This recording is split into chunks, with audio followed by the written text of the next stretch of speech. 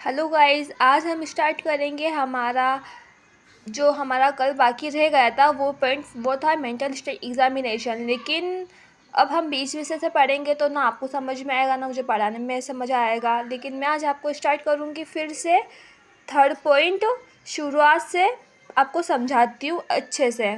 तो ठीक है। तो अबनॉर्मल बिहेवियर में हमारा असेसमेंट मेथड यानी कि मूल्यांकन की विधियाँ। तो मूल्यांकन की विधियाँ, इसमें फर्स्ट पॉइंट है हमारा केस स्टडी मेथड।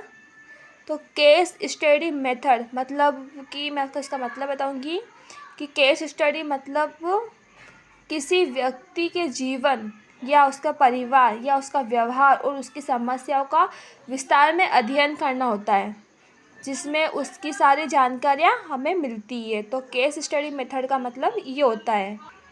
और हमारा अब सेकंड पॉइंट है। तो सेकंड पॉइंट है हमारा मेंटल स्टेट एग्ज़ामिनेशन। तो मेंटल स्टेट एग्ज़ामिनेशन यानी कि मैं आपको बताऊंगी कि जो अबनॉर्मल व्यक्ति जो होते हैं उनके ब्रेन यानी उनका जो दिमाग का एग्ज़ाम लेना,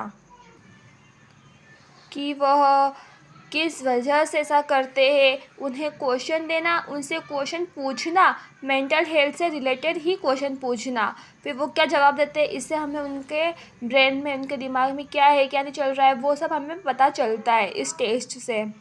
तो अब हमारा थर्ड पॉइंट है साइकोलॉजिकल टेस्ट। तो साइकोलॉजिकल टेस्ट होते हैं ना, उसमें आईक्यू टेस्ट करना या उसकी पर्सनालिटी टेस्ट करना या उससे कुछ क्वेश्चन पूछना कि तुम अगर एक भीड़ में बैठे हुए हो तो तुम कैसा बिहेवियर करोगे।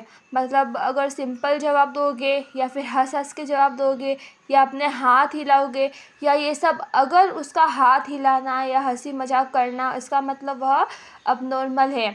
साइकोलॉजी टेस्ट में भी IQ test, personality test, attitude test होता है। तो ये हुआ हमारा साइकोलॉजिकल टेस्ट पूरा। अब हमारा अगला है फोर्थ पॉइंट में है सेल्फ रिपोर्ट मेथड। तो इसमें मतलब इंटरव्यू लेना होता है, जैसे कि वो व्यक्ति सामने बैठा है तो हम उसका इंटरव्यू लेंगे, उसको अकेले में बिठा के उससे कुछ पूछताछ करना कि उसका बिहेवियर ऐसा क्यों है, वो ऐसा क्यों करता है, वो मतलब ऐसा हंसता क्यों है, वो ऐसी बातें क्यों करता है, ये सब चीज़ें। ठीक है। तो अब हमारा अगला पॉइंट है, फिफ्थ पॉइंट है ऑब्जर्वेशन मेथड। तो ऑब्जर्वेशन मेथड यानी कि उसे सामने मतलब उस व्यक्ति को सामने बिठाकर ये देखना कि वह कैसा बिहेवियर कर रहा है। मतलब कि अगर वह हिल डुल रहा है या मतलब वह अगर हिल डुल रहा है, हंस रहा है और अलग अलग बातें कर रहा है जो हमें भी समझ में ना आए, मतलब उस तरह का वो बिहेवियर कर रहा है, इसका मतलब कि वह अबनॉर्मल बिहेवियर कर रहा है, मतलब इसका मतलब वह अबनॉर्मल व्यक्ति है। तो ठीक है। तो हमारा ये पॉइंट भी पूरा हो गया है। अब हमारा अगला पॉइंट है मेंटल हेल्थ की डेफिनेशन। तो हम पढ़ेंगे मेंटल हेल्थ की डेफिनेशन। तो मैं आपको मेंटल हेल्थ की डेफिनेशन ऐसे समझा देती हूँ। मैं आपको आंसर नोट्स बनाकर इन सब के आंसर एक बार फिर से हम आपको उसमें शॉर्ट्स के साथ हम आपको भेज देंगे। तो मेंटल हेल्थ की डेफिनेशन मैं आपको एक बार समझा देती हूँ।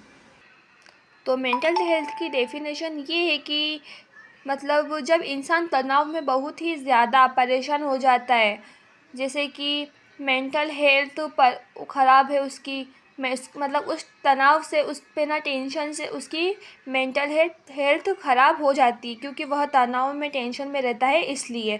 तो मानसिक स्वास्थ्य वह स्थिति है जिसमें व्यक्ति तनाव को संभाल सके, मतलब कि सही निर्णय ले सके या दूसरों के साथ अच्छे संबंध बना सके और समाज में और समय मतलब अपना जो सामान्य जीवन है वो अच्छे से वो अपना सामान्य जीवन अच्छे से जी सके।